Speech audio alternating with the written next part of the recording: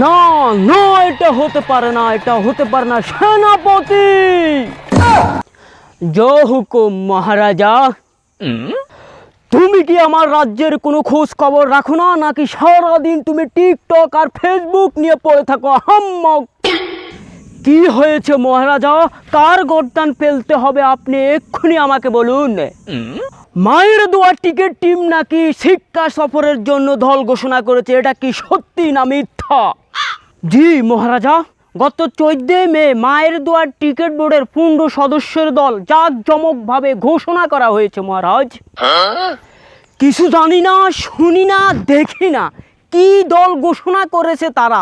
তুমি কি জানো ওই দলে কে কে আছে সেনাপতি?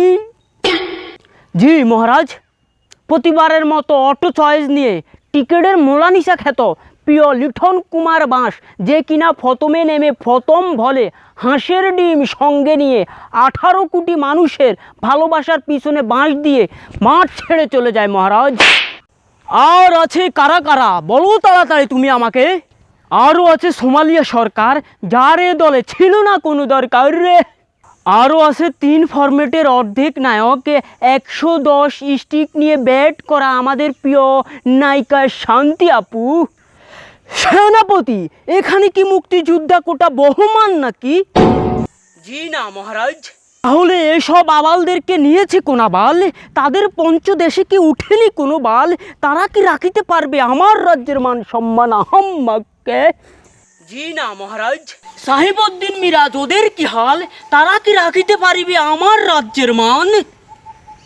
সাইফউদ্দিন জিম্বাবুর সাথে করেছে তালমাল, তাই এই ম্যাচে নেয়নি তাকে, মিরাজকেও নেয়নি এই ফাঁকে। ওরা কি জামাত কিনবে হেফাজত করেনি? ওদেরকে কেন নেয়নি ওই শালারা? ওরা কি দেখেনি বিপিএল এর মধ্যে সাইফউদ্দিনের পারফরম্যান্স? আন্ডার রাসেলকে কুপকাত করে যেভাবে সাইফউদ্দিন শিরোপাটি তুলে নিয়েছে তার ঘরে সেনাপতি। গাঞ্জা মাঞ্জা খেয়ে এই দল ঘোষণা করেছে কারা? ওরা কি কাটাতে পারবে আমাদের একটি মাত্র বিশ্বকাপের খরা? বিশ্বকাপ তো দূরের কথা মহারাজ, যে 1-2 ম্যাচ জিততে পারবে কিনা এইটাই এখন রাজ্যের মাথা ব্যথা।